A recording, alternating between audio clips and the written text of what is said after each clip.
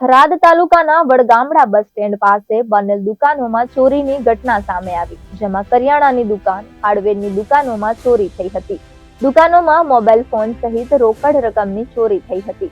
દુકાનદાર ખેમજીભાઈ અને વસ્ત્રાભાઈએ જણાવ્યું હતું કે મોડી રાત્રે અમારી દુકાનના પતરા તોડી તસ્કરો દુકાનમાં ઘૂસ્યા હતા અને દુકાનમાં સામાન વેરવિખેર કરી લોકરમાંથી રોકડ રકમ, મોબાઈલ સહિતની ચોરી કરી ફરાર થઈ ગયો હતો.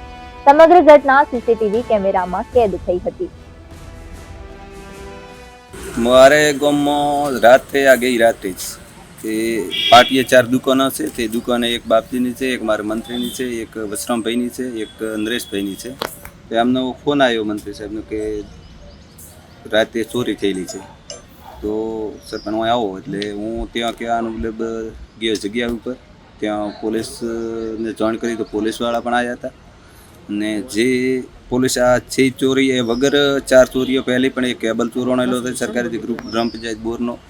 એ વગર બોનોબુલો કે એક વસ્તુ લઈ ગયેલો છે. એવા ઘણા બધા, એક સ્મશાન ભૂમિનો ઝાટકો છે, હું ઘણું બધું લઈ ગયેલ છે. હું દુકાને ગયો તો ઉપરથી પતરા કાઢેલા હતા અને ચોરી કરેલી તેને મેં મનસુખભાઈને ફોન કર્યો તો તમે અહીં આ સ્થિતિ પર આવો અને જુઓ.